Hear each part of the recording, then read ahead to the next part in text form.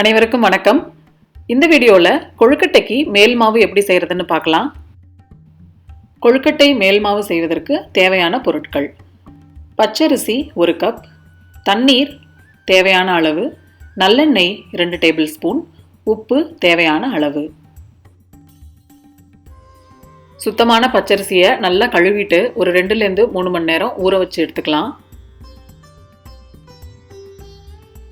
ஊர்ன அரிசியை 1 கப்புலேருந்து 1.5 கப்பு வரைக்கும் தண்ணி சேர்த்து நல்லா நைஸாக அரைச்சிக்கணும்.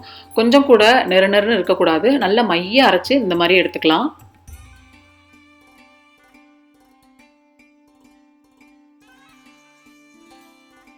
இந்த மாவுக்கு தேவையான அளவு உப்பு சேர்த்துக்கலாம். உப்பு ரொம்ப கம்மியாக சேர்க்கணும். ஏன்னா நிறைய சேர்த்துட்டா முதல்ல சொன்ன மாதிரி மாவு அந்த மேல் மாவு உங்களுக்கு ரொம்ப உப்பாயிடும். அதனால் தேவையான அளவு கொஞ்சமாக உப்பு சேர்த்துட்டு நல்லா கரைச்சி விட்டுக்கோங்க.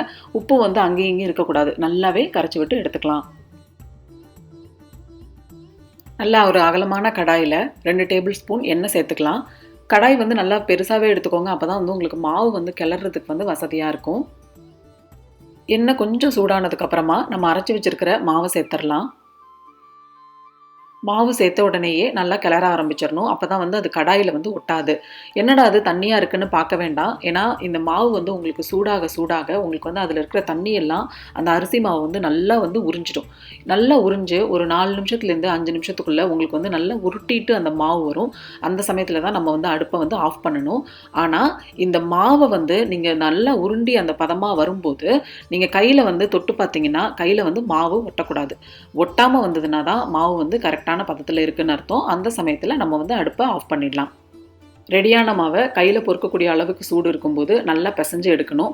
பிசைஞ்சு நீங்கள் அதை சப்பாத்தி மாவு பதத்துக்கு அதை நல்லா உருட்டி கொண்டு வரணும். ஸோ நல்லா பிசைஞ்சு இந்த மாவை ஒரு ஈரத்துணியை போட்டு மூடி வைக்க போகிறோம். ஸோ இப்போ பாருங்கள், கையில் மாவு ஒட்டவே ஒட்டாது. கையில் வேணால் நீங்கள் கொஞ்சமாக நல்லெண்ணெய் வேணாலும் தடவிக்கலாம். ஸோ மாவை நல்லா பிசைஞ்சு சப்பாத்தி மாவு அளவுக்கு கொண்டு வந்ததுக்கப்புறமா இதை ஒரு ஈரத்துணியை போட்டு மூடி வச்சிடலாம். அப்போ தான் மாவு காயாது. ஸோ நம்மளோட மேல் மாவு ரெடி ஆயாச்சு. இந்த கொழுக்கட்டை மாவு செய்கிறது ரொம்ப ஈஸி. நீங்களும் செஞ்சு பாருங்கள். எனக்கு எப்படி இருக்குன்னு சொல்லுங்கள். இந்த வீடியோ உங்களுக்கு பிடிச்சிருந்ததுன்னா கௌஷிஸ் கிச்சன் சேனலுக்கு மறக்காமல் சப்ஸ்கிரைப் பண்ணுங்கள். தேங்க்யூ ஃபார் வாட்சிங்.